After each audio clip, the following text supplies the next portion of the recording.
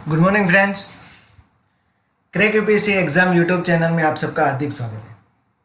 मित्रों, आज है 3 जून और 3 जून 2021 के रिलेटेड जितने भी करंट अफेयर्स के क्वेश्चन बनेंगे वो हम इस वीडियो में डिटेल में डिस्कस करेंगे।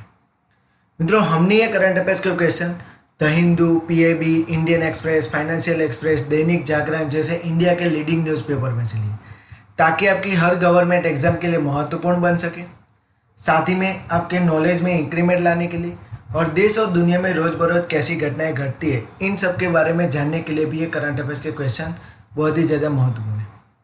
और हाँ मित्रों, अगर आपको ये वीडियो अच्छा लगता है तो वीडियो को लाइक करना और शेयर करना और चैनल को सब्सक्राइब करना मत भूलिएगा। साथ ही में बेल आइकन का बटन जरूर दबा देना ताकि हमारे वीडियो के नोटिफिकेशन आप सबको मिल सके। तो चलिए स्टार्ट करते हैं। आज का पहला क्वेश्चन है। आज का पहला क्वेश्चन है, हाल ही में 2 जून को किस राज्य का स्थापना दिवस मनाया गया? तो इसका आंसर है ए, तेलंगाना। तो हाल ही में मित्रों तेलंगाना का 2 जून को स्थापना दिवस मनाया गया, क्योंकि तेलंगाना का 2 जून 2014 को तेलंगाना राज्य की स्थापना हुई थी। 2 जून 2014 को तेलंगाना जो है वो आंध्र प्रदेश से अलग हुआ था और उसके बाद उसकी स्थापना की गई थी और इसीलिए 2 जून को तेलंगाना स्थापना दिन मनाया जाता है। अब तेलंगाना तो आप मैप में देख सकते हैं, ये रहा तेलंगाना। तेलंगाना की कैपिटल क्या है? हैदराबाद। तेलंगाना के चीफ मिनिस्टर कौन है? तो के चंद्रशेखर राव। और तेलंगाना के प्रेजेंट टाइम पे राज्यपाल कौन है? तो तमिलसाई सौंदरराजनम प्रेजेंट टाइम पे तेलंगाना के गवर्नर है। ओके, चलते हैं नेक्स्ट क्वेश्चन की तरफ। हाल ही में किसके द्वारा देशद्रोह के लॉ में सुधार करने की बात की गई है? तो इसका आंसर है बी, सुप्रीम कोर्ट। तो हाल ही में हमारे जो सुप्रीम कोर्ट है उनके द्वारा कहा गया है कि हमारे जो देशद्रोह के जो कानून है उनमें थोड़ा सुधार लाने की ज़रूरत है। अब ऐसा कहा क्यों गया है? तो उच्चतम न्यायालय के द्वारा यह टिप्पणी 2 समाचार चैनलों के द्वारा दायर की गई रिट याचिका पर सुनवाई के दौरान की गई है। इस न्यूज़ चैनलों ने अपने खिलाफ दर्ज की गई जो प्राथमिक और अवमानना के मामलों को रद्द करने की मांग करते हुए शीर्ष अदालत में यानी कि सुप्रीम कोर्ट में उन्होंने यह याचिका जारी की। अब ये सब मैटर है क्या? तो हाल ही में मित्रों आंध्र प्रदेश सरकार के द्वारा 2 नेताओं के आपत्तिजनक भाषणों को दिखाने के लिए 2 तेलुगु समाचार चैनल, एक है TV5 और दूसरा है ABN आंध्र ज्योति, उन दोनों चैनलों के खिलाफ कथित देशद्रोह के आरोप जो है वो लगाया गया है। अब याचिकाकर्ता यह कहते हैं कि सरकार की कार्यवाही उच्चतम न्यायालय के द्वारा 30 अप्रैल को जारी किए गए आदेशों का उल्लंघन करती है। इस आदेश में सुप्रीम कोर्ट ने कोविड-19 के मुद्दे पर अपनी शिकायतों को व्यक्त करने पर नागरिकों की गिरफ्तारी और उनके खिलाफ अभियोजन पर रोक लगाई थी, आप सब जानते हैं। और इसीलिए इन दोनों चैनलों के जो ओनर होते हैं उनकी गिरफ्तारी नहीं की गई। हाल ही में आईपीसी की धारा नंबर 124A और धारा नंबर 153 उन दोनों के विशेष रूप से प्रेस और स्वतंत्र अभिव्यक्ति के अधिकारों से संबंधित है और उन दोनों विषयों पर प्रावधानों की व्याख्या जो है उनकी आवश्यकता होती है।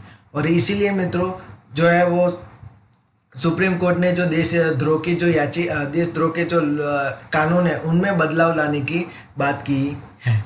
ओके, चलते हैं नेक्स्ट क्वेश्चन की तरफ। विश्व उपेक्षित उष्णकटिबंधीय रोग दिवस प्रस्ताव वर्ल्ड हेल्थ असेंबली में रखा गया, तो यह कब मनाने की मांग की गई है? तो इसका आंसर है ए, 30 जनवरी। तो हाल ही में यूएई के द्वारा मित्रों यह एक दिवस है जो मनाने के लिए वर्ल्ड हेल्थ ऑर्गेनाइजेशन को में रजूआत की गई थी और 30 जून को उन्होंने कहा है कि विश्व उपेक्षित उष्णकटिबंधीय रोग दिवस मनाने के लिए प्रस्ताव रखा है।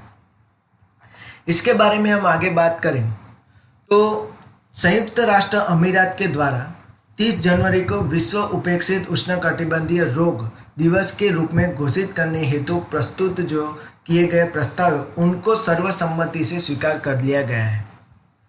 अब इस रोग के बारे में हम बात करें तो यह रोग मित्रों अफ्रीका, एशिया और अमेरिका के जो विकासशील देश क्षेत्र हैं उनमें हाशिए पर रहने वाले समुदायों में पाने जाने वाला एक आम संक्रमण है।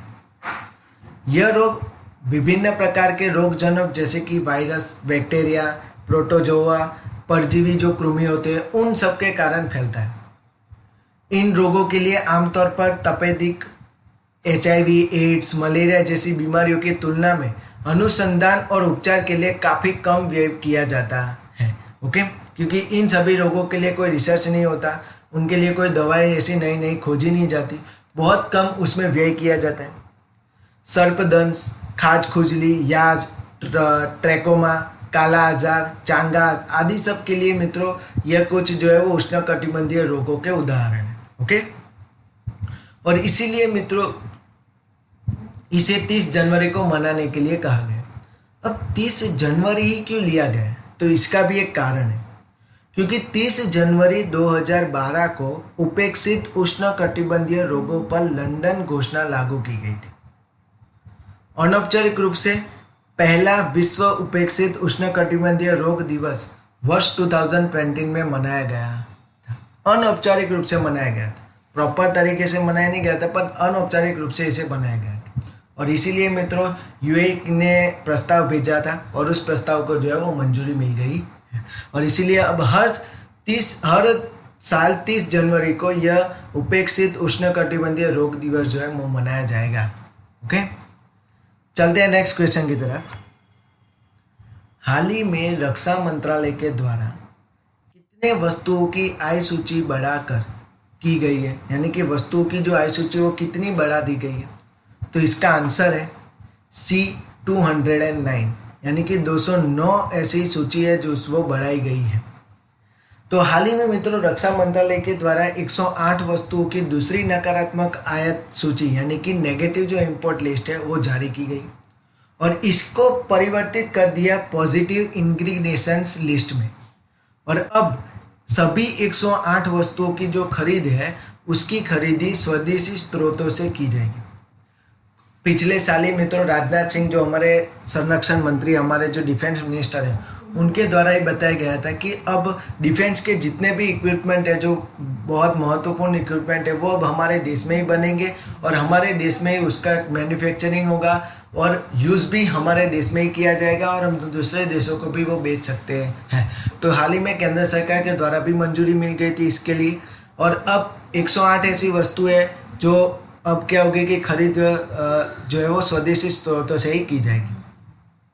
और अब इस सभी सूची को बढ़ाकर 209 सूची हो गई है। इससे पहले 101 थी, अब फिर से 108, यानी कि टोटल 209 सूची हो गई है अब। ओके, दूसरी सकारात्मक स्वदेशीकरण सूची में जटिल प्रणालिकाओं, सेंसर, सिम्युलेटर हथियार और गोला बारूद जैसे कि helicopter, next generation corvette, airborne early warning and control system, tank engine आदि सबको शामिल किया गया है। ओके, और प्रेजेंट टाइम पे हमारे डिफेंस मिनिस्टर कौन है? तो राजनाथ सिंह प्रेजेंट टाइम पे हमारे डिफेंस मिनिस्टर। ओके, चलते हैं नेक्स्ट क्वेश्चन की तरफ। हाल ही में बांग्लादेश के तटवर्ती क्षेत्र भाषणचार द्वीप पर रहने लायक हालतों को देखकर किसने अनियंत्रित विरोध प्रदर्शन किया? तो इसका आंसर है डी, रोहिंग्या। तो जो रोहिंग्या शरणार्थी थे उनके द्वारा जो है वो विरोध प्रदर्शन किया गया है। तो हाल ही में बांग्लादेश के जितने भी तटवर्ती क्षेत्र हैं उनमें स्थित एक चक्रवात प्रणव भाषणचार द्वीप पर रहने लायक हालतों को लेकर कई हजार रोहिंग्याओं ने अनियंत्रित विरोध किया है। दिसंबर के बाद ही बांग्लादेश के द्वारा 18,000 जो शरणार्थी थे उनको बंगाल की खाड़ी में स्थित एक गाद निर्मित भाषणचार द्वीप पर स्थानांतरित किया जा चुका है और ये लोग मलिन और तंग परिस्थितियों में रहते हैं, यानी कि बहुत ही ज़्यादा खराब परिस्थिति में वो लोग रहते हैं, बहुत ही ज़्यादा गरीबी सिचुएशन में वो लोग रहते हैं। भाषणचार जो द्वीप है उसे मित्रों चार पिया अथवा तो थेंगर चार आइलैंड के नाम से भी जाना जाता है और ये बांग्लादेश के हटिया में स्थित है। इस द्वीप का निर्माण 20 साल पहले ही हुआ था। बंगाल की खाड़ी में जब हिमालयन गोद हुआ इसकी वजह से द्वीप का निर्माण हुआ है। और बांग्लादेश के द्वारा इस विचार को पेश किए जाने के समय से ही भाषण 4 द्वीप पर मौसमी चरम सीमा स्थिति और आपाती स्थिति में मुख्य भूमि से दूरी को लेकर लगातार चिंताएं जो भी व्यक्त की जा रही कि भाई जब भी कोई चक्रवात आता है, जब भी कोई ऐसी परिस्थिति हो जाती है, तब इन लोगों का संपर्क जो है वो बांग्लादेश से छूट जाता है। और इसीलिए रोहिंग्या ने क्या किया है कि वो विरोध प्रदर्शन कर रहे हैं। ओके, अब बांग्लादेश के बारे में जान लेते हैं मित्रों। बांग्लादेश की कैपिटल क्या है? ढाका। बांग्लादेश की करेंसी क्या है? टका। बांग्लादेश के प्रेजेंट टाइम पे प्राइम मिनिस्टर कौन है? शेख हसीना। और बांग्लादेश के प्रेजेंट टाइम पे प्रेसिडेंट कौन है? तो अब्दुल्ला हामिद बांग्लादेश के प्रेजेंट टाइम पे प्रेसिडेंट है। चलते हैं नेक्स्ट क्वेश्चन की तरफ। हाल ही में किसने 5G से संबंधित हेल्थ प्रॉब्लम को ध्यान में रखकर दिल्ली उच्च न्यायालय में याचिका जारी की है? तो इसका आंसर है सी, जूही चावला। तो आप सब जानती होंगे कि अभी क्या हो रहा है कि सभी भी जितने भी बड़ी बड़ी टेलीकॉम कंपनी है वो 5G टेक्नोलॉजी को लाने के लिए बहुत ही ज़्यादा उत्सुक हो रही है। बहुत ही ज़्यादा वो लोग रिसर्च कर रहे हैं, बहुत ही ज़्यादा उसका ट्रायल बेस हो रहा है। अभी आप सबको मालूम ही होगा कि एयरटेल ने अपना जो है 5G ट्रायल बेस जो है वो बेंगलुरु में उन्होंने 5G टेक्नोलॉजी के लिए ट्रायल शुरू कर दिया है। ओके, अब इसी की वजह से जूही चावला जी ने मित्रों 5G से संबंधित जो हेल्थ केयर प्रॉब्लम्स जो होते हैं उनके लिए उन्होंने दिल्ली हाईकोर्ट में याचिका जारी की है। ओके, अब 5G टेक्नोलॉजी है क्या? तो मित्रों यह टेक्नोलॉजी एक मोबाइल ब्रॉडबैंड की एक अगली पीढ़ी है। अभी मित्रों 4G चल रहा है। ओके, अब इससे आगे मित्रों एक न्यू टेक्नोलॉजी लाने की ज़रूरत है, वो है 5G टेक्नोलॉजी। हमारे यहाँ पे विश्व में बात करें तो 5G टेक्नोलॉजी आ गई है। फर्स्ट टेक्नोलॉजी कब आई थी? 1980 के दौरान मित्रों पहली मोबाइल वॉइस कम्युनिकेशन आया था उस टाइम। ओके, उसके बाद 2G 1990s में आया, 3G 2000 में आया, 4G 2010 में आया और 5G 2020 में आया। तो हर 10 साल के बाद एक नई टेक्नोलॉजी जो है वो आ रही है। ओके, चलते हैं नेक्स्ट क्वेश्चन की तरफ। हाल ही में किसके वर्षावनों में चॉकलेट रंग की एक नई मेंढक की प्रजाति जो है खोजी गई है? तो इसका आंसर है बी, न्यू गिनी। यानी कि पपुआ न्यू गिनी नाम का एक जो देश है उसमें मित्रों उसके जो वर्षावन होंगे जंगल होते हैं उनमें एक चॉकलेट रंग की नई मेंढक की प्रजाति जो है वो खोजी गई। तो हाल ही में न्यू गिनी के वर्षावनों में एक मेंढक की प्रजाति खोजी गई है और इसका नामकरण एक लैटिन विश्लेषण मीरम से प्रेरित है, जिसका अर्थ होता है आश्चर्य या अजीब। अब इसका नाम वैज्ञानिकों के मुख्य रूप से ऑस्ट्रेलिया के लिटोरिया जीनस के ट्रीफॉर्म के अवर्गीकृत सदस्य की खोज करने पर आश्चर्यचकित होने की वजह से रखा गया है कि भाई इसका नाम ऐसा क्यों होता है। जब वो आश्चर्य हुआ तो उसकी वजह से इसका नाम जो है वो रखा गया। लिटोरिया मीरा लिटोरिया वर्ग के अन्य मेंढकों से भिन्न है।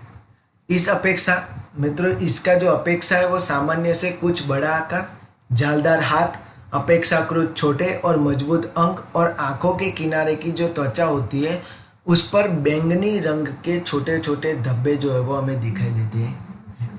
आप मित्रों मैप में आप मित्रों स्क्रीन पर देख सकते हैं, ऐसा दिखाई देता है मेंढक।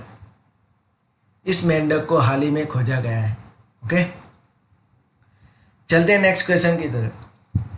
केंद्र सरकार के द्वारा जेबी महापात्रा को 3 महीने के लिए किसका अंतरिम प्रमुख नियुक्त किया गया है?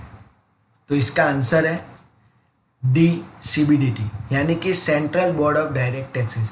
तो हाल ही में central board of direct taxes के अंतरिम प्रमुख के तौर पे जेबी महापात्रा की नियुक्ति की गई।